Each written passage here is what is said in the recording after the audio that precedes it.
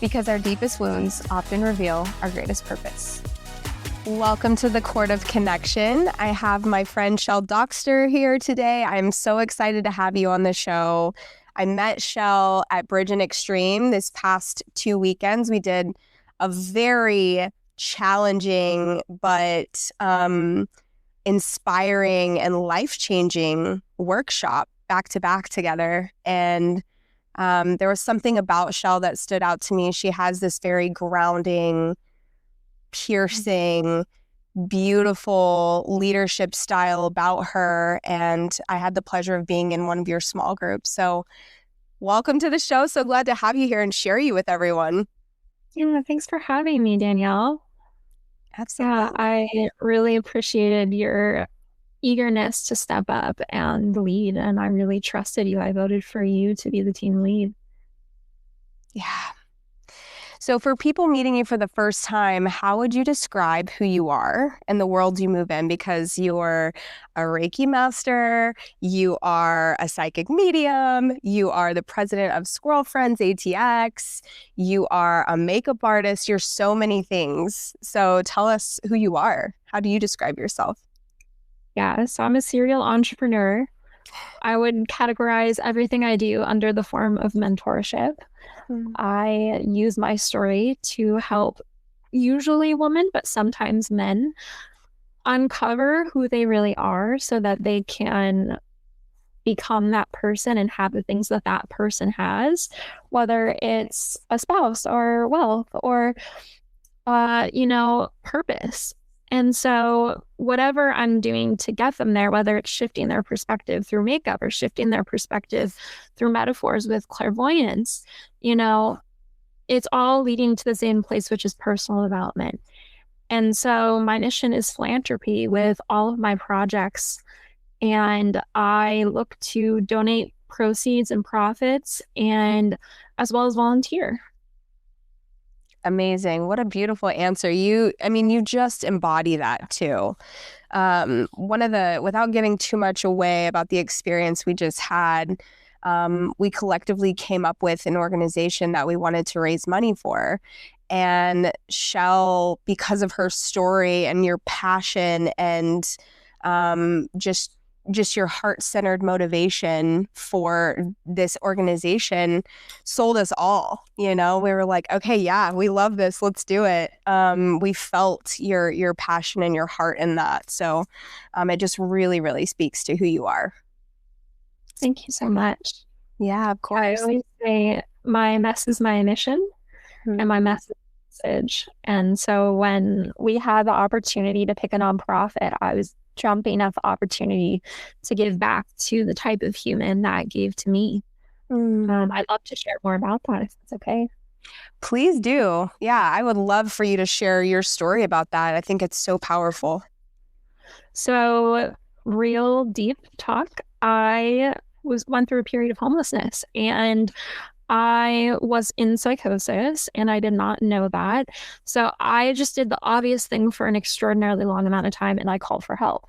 And that looked like calling the police and getting different types of help, whether it was a good type of help or a bad type of help. I just kept trying to get someone to help me fix my situation, whether it was taking me to a domestic violence shelter or a homeless shelter or whatever it was.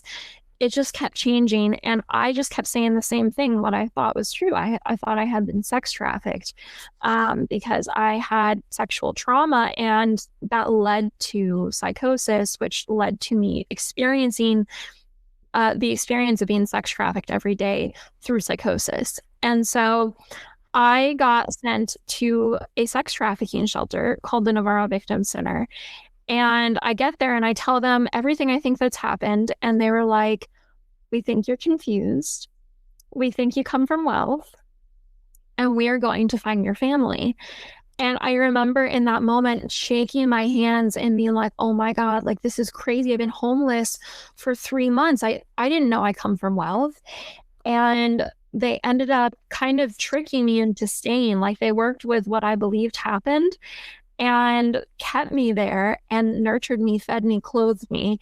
And my peers were sex trafficking survivors and domestic violence survivors. And we rallied together. We cooked cookies together. We went to the dollar store together, and I didn't have any money. So I was completely dependent on other people's generosity, and they would do kind things for me, like buy me things, even when they had hardly any money themselves.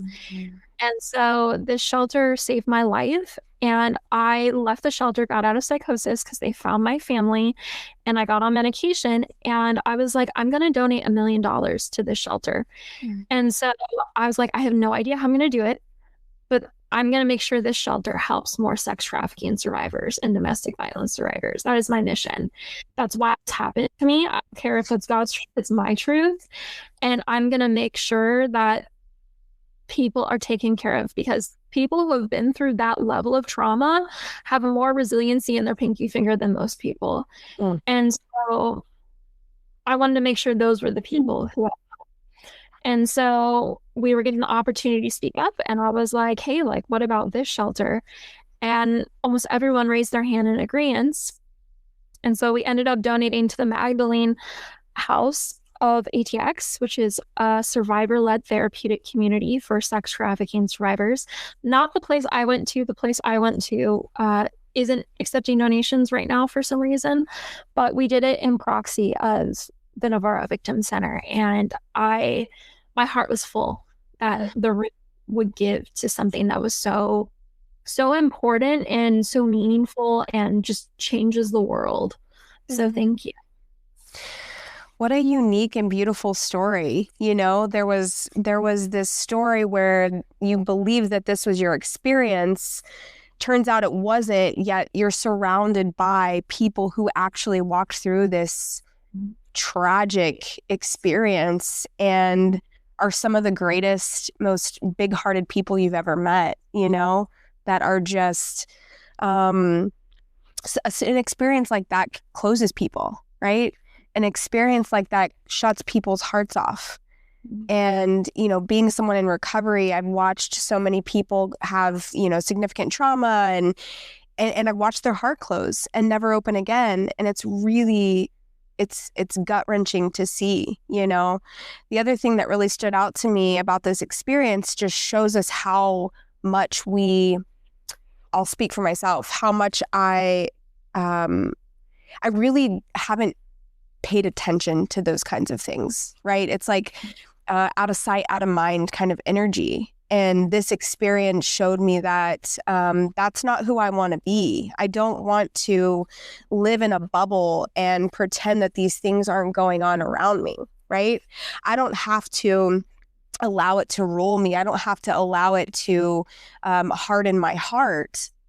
But I can open my eyes and I can do what I can in big ways or small ways. And so thank you to Extreme Leadership, and thank you to you for playing such a large role in that piece for me. Because I've always been somebody who's like, I'm not watching the news. I got to protect my little, and I think there's value in some of that, right? I do think that there's an extreme side to both, right? Where people are so like obsessed with the news and, you know, all these things. And then there's I have to be honest with myself, then there's the extreme side of the other side. That's like, I'm good. Everything's good. I'm not letting that taint my, you know, my field. And so I'm in this part of my life where I'm learning how to live in that sweet spot of the middle. Yeah, I think for me, it's a matter of intentionally looking for ways to help. I personally don't watch the news because I've been through so much and it reminds me of it and can make me feel like helpless and hopeless. So for me, I'm kind of like, what is my plan? Like, what is my plan to change this? And what is my mission? And Danielle, what I know about you is you've helped hundreds of people at least with sobriety. And I don't see you as someone who's had their head down. I see you as someone who's been in the heat of it and has been changing lives for a very long time and will continue to. Mm-hmm. So I just want to say that about you. I think that watching the news sometimes does good and sometimes it's just painful. So I get it. Yeah. Thank you for saying that. I really appreciate that. And you're right. You're right. There, I've been doing it in my own way, in my own world. And I think this is just like how else can you bring your help outward, right? Expand that from, people in recovery, especially as a woman who is stepping into life coaching or embodiment we don't know what we're calling it yet, but it's something of that variety. I'm going to be expanding that world, right? Where it's not just limited to people who are recovering addicts and alcoholics. And so this experience has shown me that there's just so many more ways that we can help. Yeah. Yeah. So let's get into the juice here. One of the things that stood out to me when I first met you is you said you had a TikTok. Now, this experience that we did really had us pushing ourselves beyond our edges, right? We were really put in these situations. And again, challenge by choice, do it or don't. But I knew coming in that I needed a breakthrough in life. I knew that I was on the edge of stepping into the woman that I knew I wanted to be, but there were these things kind of standing in the way, these old beliefs, these limiting beliefs. And so this experience just continued to build and build and build and have us step out into what would have been like a scary situation or uncomfortable situation. And on the other side of of each experiment, you're like, oh my God, like it really is the boogeyman in the closet. Like the mind is the problem. The mind tells me that I could not survive, doing something like that I'll be mortified, that I'll be, whatever. And so, you've already had practice in this world. You have a TikTok that is specific to putting yourself in situations to be rejected. So tell me about that. Tell us what led to that. What was the motivation for that? What that experience has been like. Yeah. So to take it back a few steps, this all kind of started when I was around 16, and I was feeling very depressed in life and struggled with not wanting to be here. And so I was at Barnes and Noble, and there was this little cute journal, or I don't remember exactly what it was. It looked like a journal or like a postcard thing to flip through with like notes on it that said like 1,000 things to scare you every day. And so I started thinking to myself, without even buying this product, how can I scare myself every day? And that instantaneously made me want to live, because it set my soul on fire, and it gave me a rush. So it gave me those good feeling hormones without drugs and alcohol. And so I started off by noticing when I was afraid to do something, and noticing that the fear was that I was going to be rejected, because that's why I was making myself smaller. And so it started with raising my hand in class when I didn't know the answer, or asking someone out at the Subway place. And so that's kind of where it was birthed. And then I would tell people about it when they were feeling depressed, and they'd be like, wow, like, that's actually really helpful. And so going back to, I think it was October of this past year, I have been following someone on Instagram who does rejection therapy coaching. I think she does dating coaching now. Her name's Maureen, and I don't remember her last name, but she talks about all these success stories of how she puts herself in uncomfortable situations and she gets accepted. And I was like, you know what? Like, I need to level up, and I think I need to do one thing a day that scares me. I think I need to try and get rejected.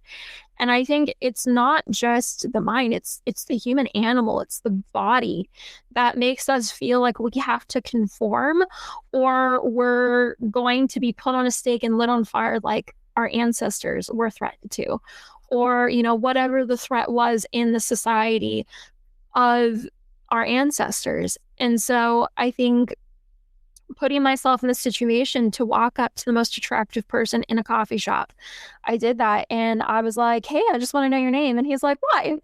And my heart's racing. And I'm just like, because I think you're cute. He was, oh, I'm married. And I was like, okay. I laughed so hard. And he was like, I'm going to shake your hand. he shook my hand, and I was like, whoa, that's so cool. Like, he respects me for this. That's how I took it, was he respected my effort, especially as a woman doing that. And maybe he could relate to that because men do that a lot more than women. And maybe feel like women don't know what it's like. So maybe a woman doing that was kind of like, that's kind of cool that I got to reject her.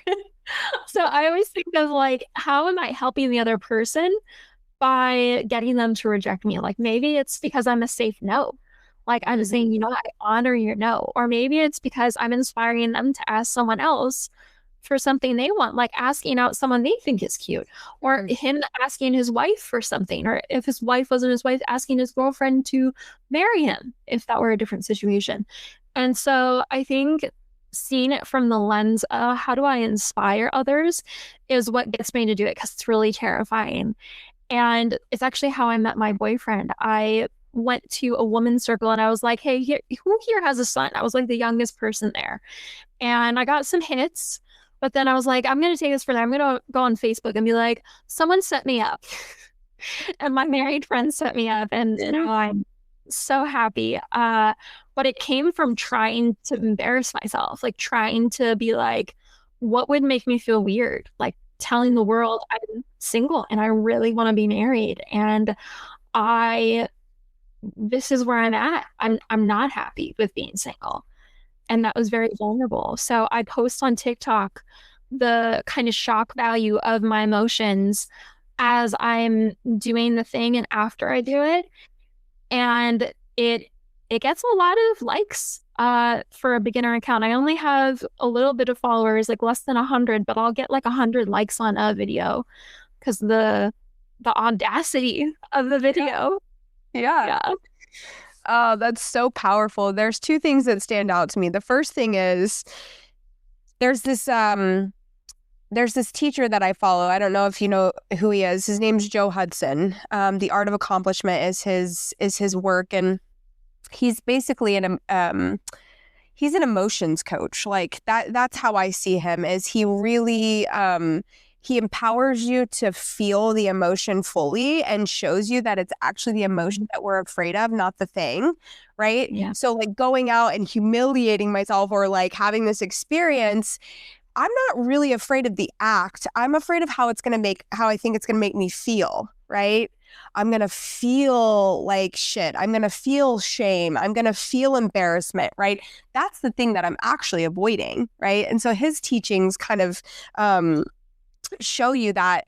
And so something that I share often that stands out to me is, you know, if it's the emotion behind the thing that we're actually afraid of, what happens if we allow ourselves to fully feel the emotion, even if it's not happening, even if the thing's not coming to fruition, right? So, you know, he talks about how him and his wife, when they're having these huge arguments, the underlying fear for them is that the marriage is ending, right? And that they're going to have to mourn the marriage ending. And so this interesting thing that they've done in those moments is they go to their prospective places, they go to separate rooms, and they mourn the loss of the marriage.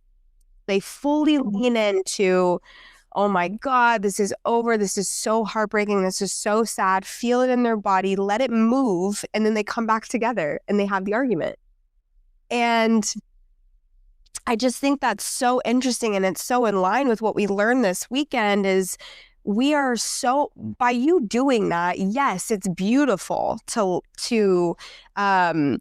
go out there and you know, step out of fear and have these experiences, and to even be thinking about like, I wonder how this influences or affects someone else, right? It gives them an opportunity to question their own experiences or, you know, whatever it is. But the biggest thing is, how am I going to hold myself through this experience? Am I capable? Do I have the capacity to hold myself through whatever comes of this, you know?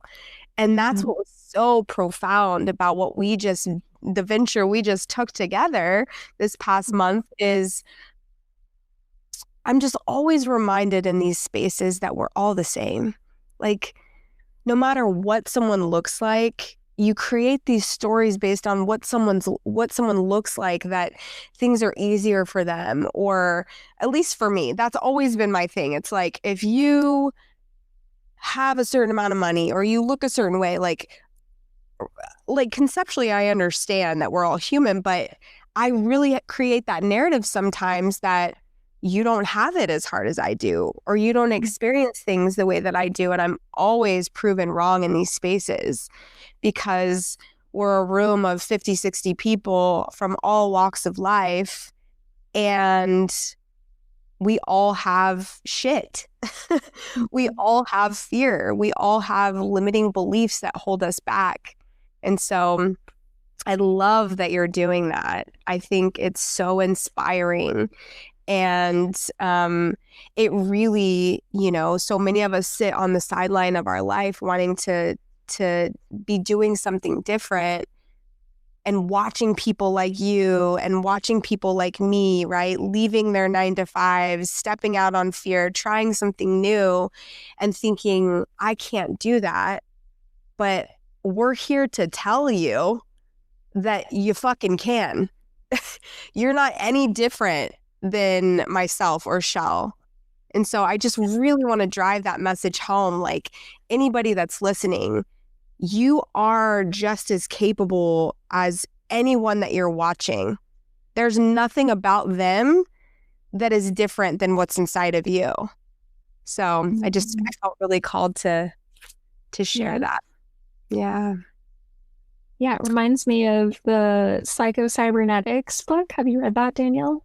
No, tell me about it. So it talks about how, and I don't remember if it was our brain has a computer or is like a computer. I'm messing up that detail, but the part I want to bring up is thinking of the brain being similar to a computer and that you can program it to succeed. And it talks about how to use different tools to get the brain to be more successful. And it talks about instincts, like a squirrel doesn't need to be taught to gather nuts and hibernate. It just knows how to do it. Your brain knows how to do it as the computer, and it just needs to be worked with its natural functioning, with its natural instinct. And so when you're saying we're all alike and we have the same thing, we all have the success instinct, we all have the computer that we can program to get a certain output, and success leaves clues. It seems like luck until you follow someone's footsteps and it happens for you too. And sometimes I think it needs to be following many people's footsteps because it's abstract, it's not a straight line. But I think success leaves clues. Yeah, absolutely. Yeah, we all just come to the table with different, somatic programming, conditioning, beliefs, all of these things. And that's where the answer is, right? It's not external. That's the journey I've been on, is that I spent so much of my life, seeking externally resourcing, basically. And really, the answer is internal resourcing. But I have to understand what makes me tick. I have to understand what's standing in the way of me being able to step into the success that I want, right? What about success, scares you? I had to look at some old beliefs. This past year was definitely like a gestation period for me. It was, oh my God, it was like I was in a cauldron of just like stripping down, and, looking at a lot of limiting beliefs. Like, if you got $1 million tomorrow, would you be able to hold it? Like, what would come up in you if somebody was like, here you go? Would you feel like you didn't deserve it? Would you question why you're getting it? Would you feel like people were going to judge you? Would you feel like people would think, why her? Like, what is it, right? Is it, oh, I'm afraid I'm going to blow this? There's we all have limiting beliefs, and it's so important to understand. Sorry, let me put this. It's weird. It came through. we all have limiting beliefs, and it's so important to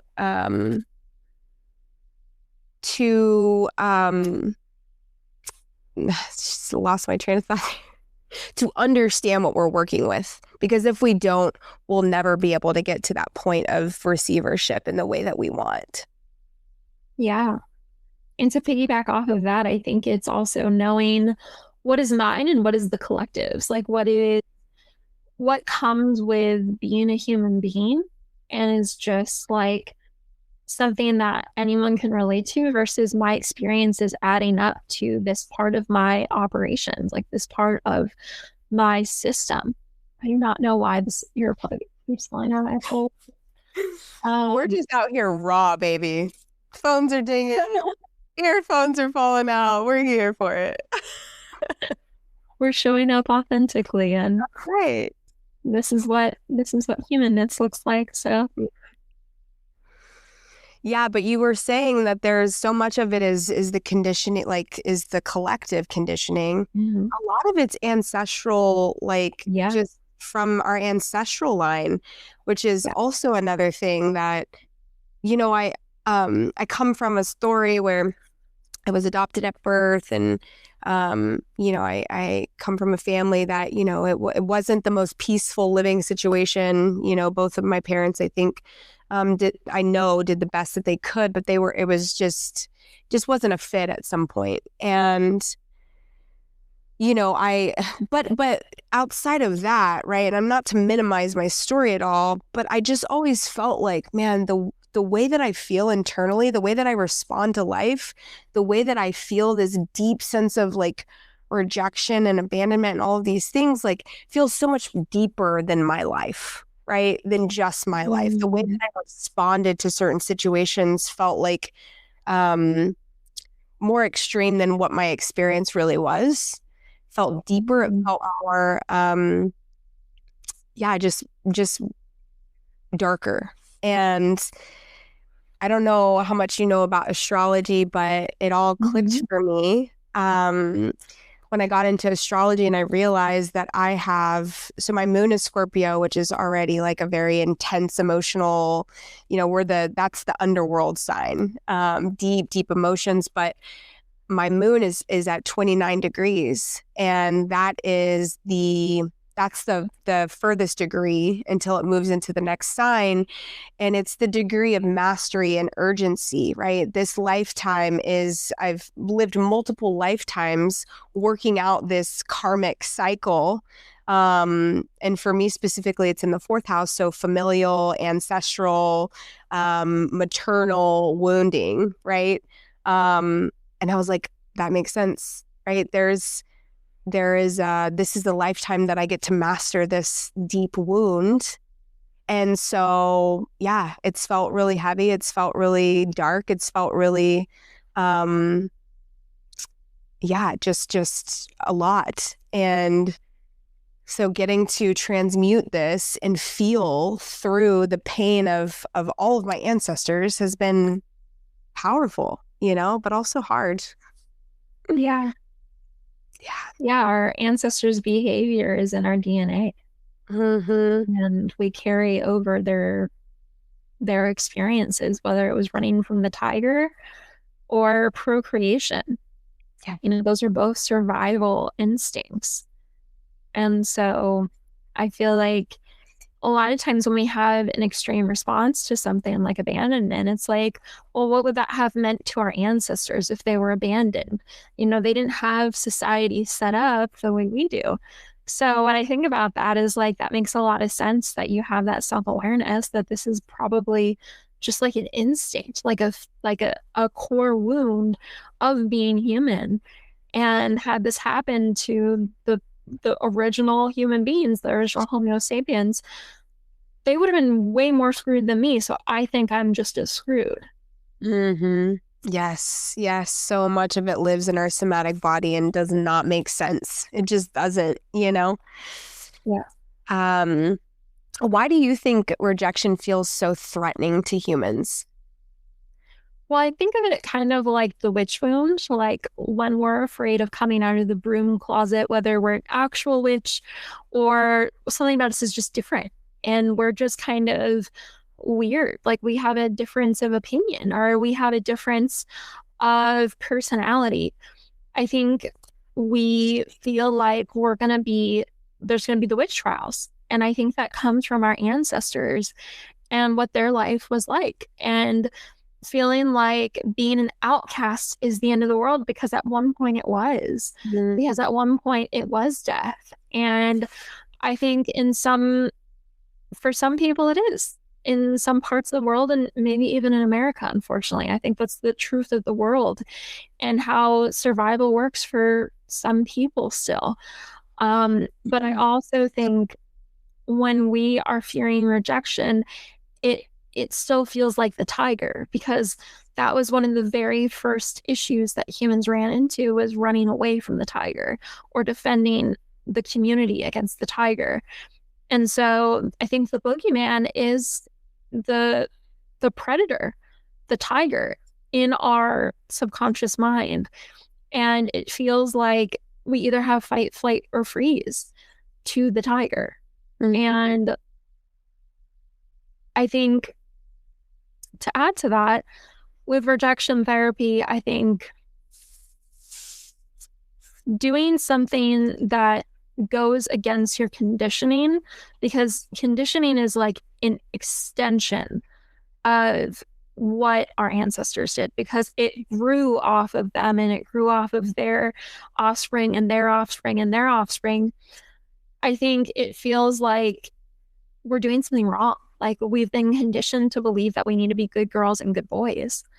Yeah. And I think that fear of being a rebel for me is scary at times, but I'm finding that I'm pushing through it and I'm overcoming it. Yeah. I love that. We're kindred spirits for sure, because I have felt for a long time that I am here to ruffle some feathers. And it's not that I do it from a place of like, I'm going to like I'm going to push up against, but there is something about me that has always walked the road less traveled. And despite wanting to walk the road most traveled, because that feels more comfortable, there's something that has always been pushing me to the other road. And so I love that you said that. There's another connection I just made and something that you said around, you know, our ancestors back in the day were genuinely running from the tiger, meaning their fear meant they were going to die on the other side of the fear, right? I don't know how much you know about the 12 steps, but part of that process is writing inventory. And we write 3 different kinds of inventory. We write fear inventory, we write resentment inventory, and we write conduct inventory. And the common theme in fear inventory, as irrational as it is, you take whatever the fear is that you're experiencing, and when you take it all the way down to what the actual fear feels like, almost every time it's that, and then I will die, and then I will die alone, and then I will, you know what I mean? So I think it's what an interesting connection to make that is instinctual, as irrational or, as far removed as we are, that's still where our mind and body go. It's like, oh, I couldn't do that because then this will happen, and this will happen, this will happen, this will happen, and then I'll die alone, or I'll be alone forever or whatever. So cool distinction. How do you, oh, sorry, I kind of jumped in there. Did you want to? Sure, I have one more thought there, if that's helpful. Yeah, please. So I was thinking about the coaching sort of tactic of, okay, so if you did blank, what would that say about you? Mm. And then it's like, well, I'm a bad person. It's like, well, are you really a bad person? No. Yes. Then you're good. You can do that thing. Or what's the worst thing that's going to happen if you put your services out there and no one buys? Well, there's going down the line to die. And then there's also kind of like the optimistic, like, well, if I really don't get my money needs met, I could end up homeless and I could end up going to a homeless shelter and getting fed for free. So the worst thing that will happen is I have shelter and food. And I know it's not a perfect situation like that. Like when you're actually in that situation, you have to fight to get to a shelter because it's so hard to get in. But I heard that from Alex Hermosi, and I was like, that is such an interesting way of looking at the fear of, well, what happens if like no one buys? It's like, well, worst case scenario, I'll be taken care of. And so I think I really love the 12 steps. I worked with them a little bit, not super intensively, but when you're talking about how it always ends with death, I think that's super interesting that we're able to reveal that as a consistent pattern. And also, I think being very intentional about like what's the highest timeline of like the worst thing that could happen is like I'll have food and shelter. Like people will take care of me. And that's kind of what I tell myself. Yeah. Yeah, that's beautiful. And the reality is when you actually look at, is this true? No, of course it's not true, right? That's why I love Byron Katie's work, because it always goes back to, is this absolutely true? And I can almost never say yes, if I'm honest with myself, right? Yeah. But again, back to our to our check-in before we started, there's this part of the human brain that always wants to project the future or figure it out to fully understand what's going to happen next so that I feel safe, right? When I look back on my life, almost nothing worked out the way that I thought it would. And I have remained abundant. I have always had my needs provided for. I have, the worst case scenario has never happened. I literally, I'd have to think about it, but like, I almost want to say that the worst case scenario has never actually happened, Yeah. And I'd love to piggyback off of that the formula for having a calm response to something not going your way, or having like a chill, like, okay, like I trust everything's gonna work out response, is having something not go your way and then it working out anyways. Because when you have that experience, your body becomes your experiences, and it sees that even when my choice didn't happen, maybe God's choice or the universe or source's choice happened, and I ended up in a situation that worked. So maybe I don't always know what the right way is, but maybe the right way is always going to happen. And so it's a blessing, not just a curse, when we have those awful situations. And that's how I see the situation of my psychosis and homelessness, is I'm like, it worked out. Like people saved my life.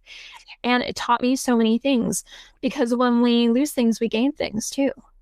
Absolutely. Yeah, such a beautiful point. And that was when you stop and look at the reality, right, of what I hoped and planned to happen versus what actually happened. I always see grace in it. Most of the time it's in hindsight, right?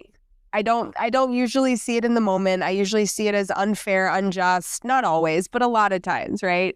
Why is this happening? But in hindsight, I see God's grace all over it, right? And how it couldn't have been more perfect working out that way. I actually had that experience our first weekend at Bridge, where there were a lot of circumstances. I don't need to get into the nitty-gritty details, but there kept being these situations cropping up, right? And I was just like, why is this fucking happening? Like, this is not going my way. Like, one of the days I showed up, I got stuck in the marathon traffic and I was 40 minutes late, and I had already felt like I had erased myself the day before in this experience, and was feeling really disappointed about a lot of things, and was also disappointed in my personal life about this, situation that wasn't going my way. And it was just like all of the pity around that, right? And I remember getting stuck in the car, and it was like all of these, like trying to figure out how to get to the hotel. And I had a total meltdown collapse where I was just like, God, where are you? Right. It's like always in those moments of sheer panic and sheer just like fear and collapse. The mind often gravitates towards that, right? Where are you? And then I get to the other side and Sunday night, because this happened Sunday morning, Sunday night, I get home after a long day and I'm literally crying in tears because I'm just like, God, thank you. Like everything needed to happen exactly the way that it did to bring up in me what I needed to see, you know? And Makes sense. yeah, and that's how I look at life now. It's like, what are you here to in that moment, I wasn't excited to see what he was showing me or divine mother, father, or whatever you want to call it. But in hindsight, and I was pretty quickly able to get there to see the grace in all of that, To me, that felt like God was saying, honey, I love you so much and I know how capable you are. So I'm, bringing all of this to the surface because this is stuff you need to see so that you can step into this new chapter, so that you can see that you're capable, so that you can learn to trust me, right? And so that there's just so much power and beauty in that I'm glad things don't go my way. I'm glad that because I don't know if you've ever seen the illustration of the teddy bear behind the back, but God's got this massive teddy bear behind his back. And, the little human's got this tiny teddy bear and he's like tugging it away and he doesn't want God to take the tiny teddy bear. And he's like, oh my God, would you just let go? I've got something way better, So. Yeah. Yeah, I was getting shivers as you were talking. And I'd also like to piggyback. It's also, what are my emotions trying to teach me? Like, especially anger. Like, what is this sacred emotion that causes me to feel strong? Because I think that's one of the main benefits of anger is it causes us to feel like we're mighty and we can do powerful things and we should do powerful things, hopefully for the good. But, I think when I feel negative emotions, I'm like, okay, like this is sacred. And what are the benefits of this? And how am I going to utilize this so I can have more positive emotions? Because I don't want to feel good all the time. That's spiritual bypassing. And that's something that I'm learning too, is like, it really is okay to let myself feel that anger because I want to be a good girl and I want to make sure everyone feels safe around me. And I'm learning that even just 90 seconds of just letting it be and being in control of it, but also feeling it is a wonderful teacher in and of itself, a wonderful spiritual teacher. Absolutely. Absolutely. I love that you bring up spiritual bypass because I think we have very similar wounds. We have, or I say wounds lightly, but we have similar ways in which we have shown up in life, right? Or allowed life to kind of take us under at moments. And, mine has always been the good girl. Be the good girl. Don't stay in line. Don't get messy. Don't let them see you slip, all in an effort to make sure that I remain loved, right? And valued and appreciated. And so there was so much, you're so right, because underneath the surface of my initial feeling is me suppressing anger a lot of the time, right?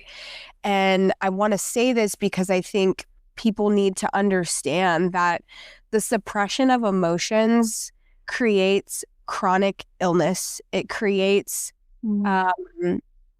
it's a breed for cancer. It's a breed for autoimmune disease. That is the root of a lot of our illness and hormone issues.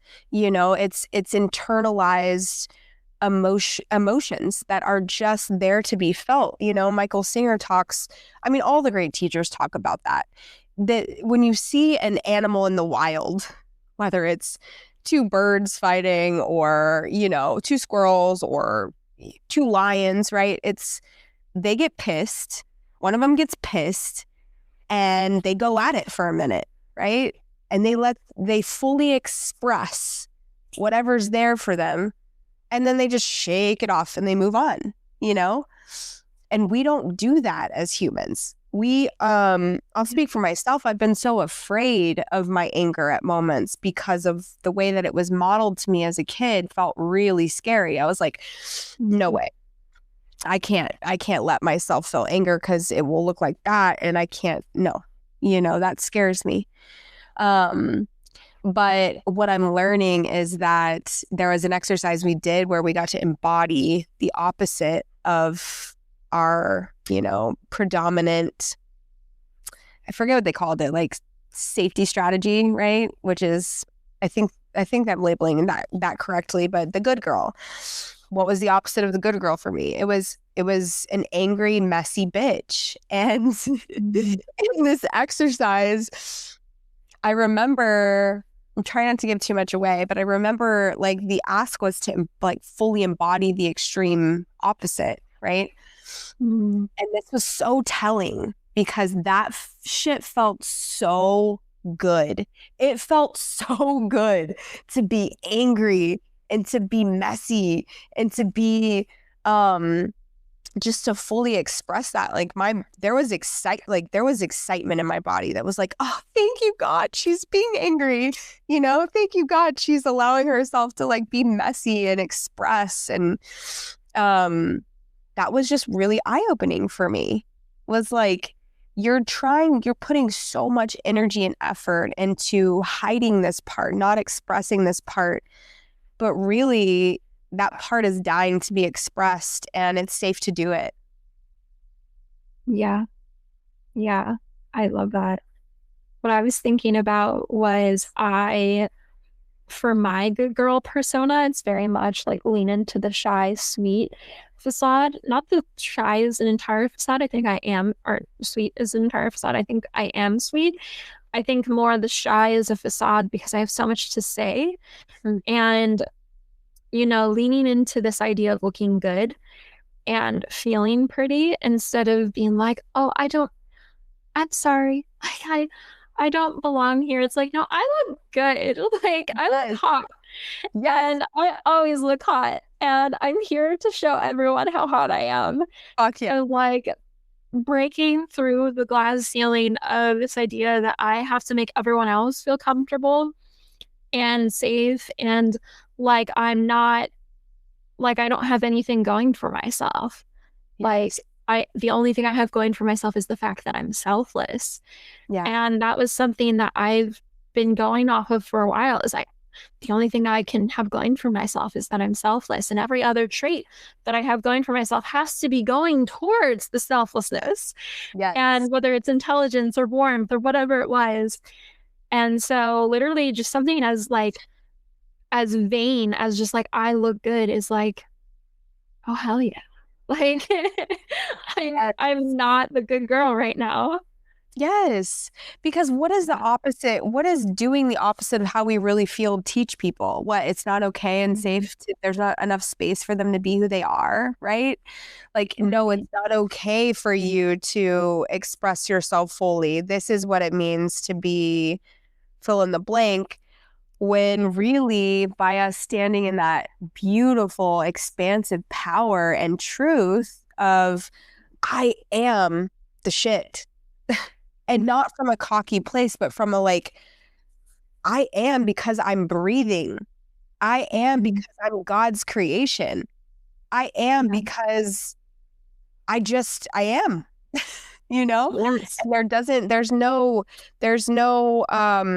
there doesn't need to be a second part that explains why or justifies why I feel that way. I get to take that space up. And so that's definitely something that I'm holding close to my chest going forward, because it gives other people permission to do the same, right? Mm-hmm. Yeah, opposite action is extremely effective in breaking through, because when we're working so hard to do the same thing over and over again, sometimes the obvious thing gives us the result that we want after an extraordinary amount of attempts. And sometimes it's doing the thing that is opposite of what we want to do. And for instance, when I posted, as I was telling you, Danielle, on Facebook that I was hosting this gathering and charging for it, I didn't try and be the selfless person and be like, yeah, I'm doing this just for everyone else. And I'm going through all the trouble of this for absolutely, absolutely no money. And I'm just going to give it all away. I was like, no, some of it does go to me. And being like, I'm worthy of that and I am allowed to receive was powerful instead of feeling like, you know, these people are right. I should just give up. I should just make myself small and shy and sweet and be a good girl. So I think opposite action is extraordinarily powerful for getting you what you want. Absolutely. Absolutely. And that's something that I have. There's this stage character that I've had too. I think similar to what you're saying is, you know, being this like selfless person, this spiritual gal, this person who's, you know, divinely connected, like certainly charge people. And it's like, we have it backwards. We have it so backwards. Like money is energy, right? And so by putting my energy into this whole thing, setting it up for community, for experience, all this stuff, like, is crazy to believe that I would do it for free. Literally insane, you know? But we're taught the opposite, you know?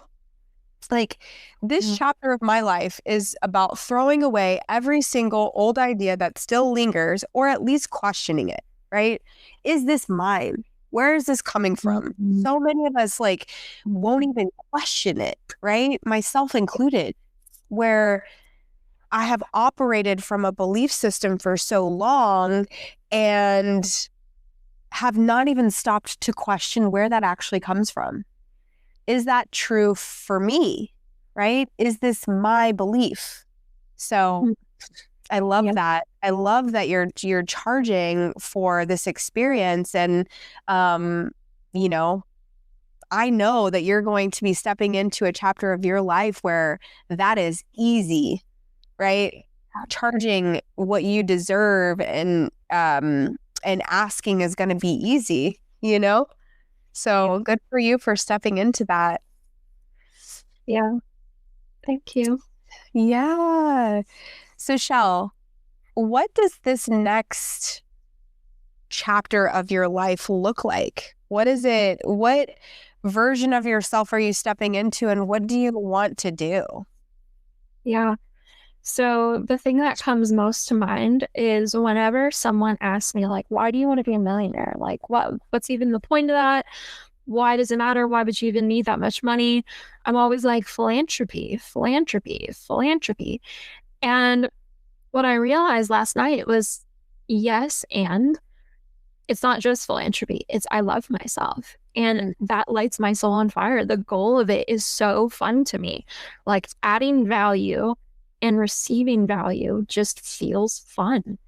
And it feels like I am worthy of that. And I am contributing to others because it's showing up in the energy I'm getting back, like you're saying. And as I realized that, I was like, Alex Hermosi says you don't have to be like, you don't have to hurt yourself to be helpful to others. You can give back and have it feel good. And what I realized last night when I was helping someone with a kind of like case manager situation, I tend to take that on myself where I'm like, hey, here's all these resources. Here's how to find this. Like, it felt so rewarding this time. And I was like, whoa, I could keep doing this.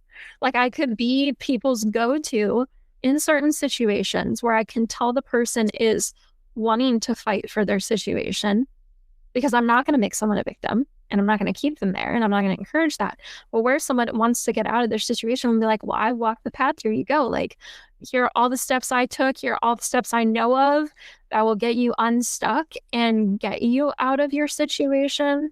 And so I think really aligning with the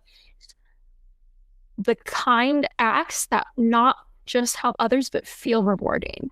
And part of that is the services I offer. All the services I offer are rewarding for me. But I think also doing things just to give back because it makes me feel like, what? Like I could cry right now. Like I remember when that was me. And I really made an impact because some things I feel like I could do and I could be like, okay, that was exhausting. But I'm in happy mode, happy money mode, not just making money to make money, but making money while being happy, while giving freely, while being in my highest timeline, in my highest self, and then also happy, happy free giving, where I'm not feeling like it's taking from me, where it feels like it's giving back to me just by the person saying thank you. Mm. And so that's really the next season of my life is those two things together. It's so beautiful, powerful. I heard this teacher one time say, if we're extensions of source, right? If we're like these micro extensions of source energy, God, whatever you want to call it, do we really believe that God would come down in human form and be like, I'm not pretty enough. I need to be humble and make no money. No, God would come down, shoulders back, head up, like, I am God. I am God. That is mine. That is mine. You can have this. Here you go. Like, leading from the heart, but like totally deserving, totally owning everything that is his birthright, you know? So I think about that often because, I just, and this is a conversation for another day, but I do think that women are starting to rise from this massive suppression and repression that we have gone through collectively for many, many, many thousands and thousands and thousands of years. Where, and it's cool to see men saying this, where it's like, women are the real leaders, right? Women are the ones who, like, so many men are starting to realize, like, we want women to lead us, Mm-hmm. And I believe in my heart that that's always how it was supposed to be. And so stepping into this leadership with powerful women like you that lead from the heart, I feel so honored to be on the path with people like you, and who believe in themselves and their mission, and really, really have a desire to give back and to and show other people that they are just as worthy and deserving of that too. So I love what you're doing. I would love for you to touch on Squirrel Friends ATX, and then let us know where we can find you and your services. And I want to hold some space for that. Yeah. So thank you so much, Danielle. And I deeply appreciate your leadership as well from the heart. And School Friends ATX is a women's empowerment group. And we have been meeting for the past 3 years. I am the president. My friend Rachel Lucky is the founder. And so we meet every Wednesday at 6:30 and we rally with each other as sisters. And we are in the spirit of helping one another through growing the mind, body, and spirit, whether we're taking a Reiki class or we're doing adult recess or a boxing class, or we are working on a book club, or we're just going for a hot squirrel walk.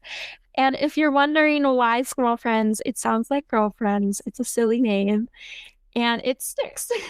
we, we add squirrel to everything that would have girl. And one of my ideas for an event on a Wednesday is cover squirrels, like cover girls, and doing like a makeup potluck.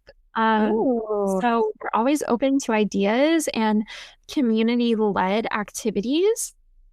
And so it is an affordable community, and it is $65 a month for 5 events a month. And you can do drop-in classes. There's a little bit more for that per class, but it is totally up to you and what makes sense for you.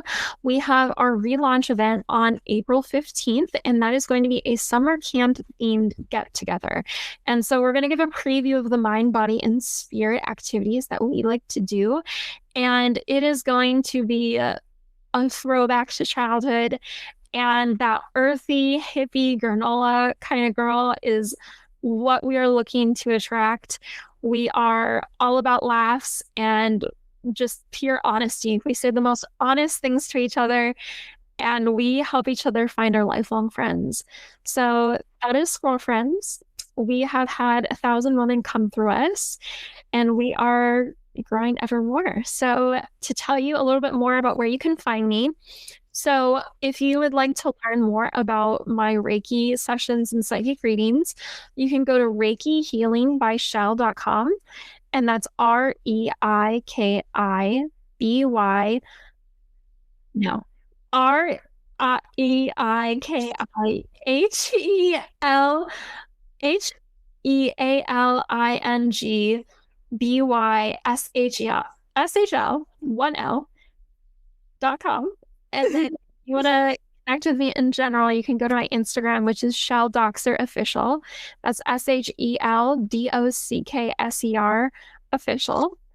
And I have my stand store there. If you would like to set up mentorship sessions, I have a monthly one-on-one container for that. And yeah. Beautiful. And I will make sure and link all those below for when your episode releases.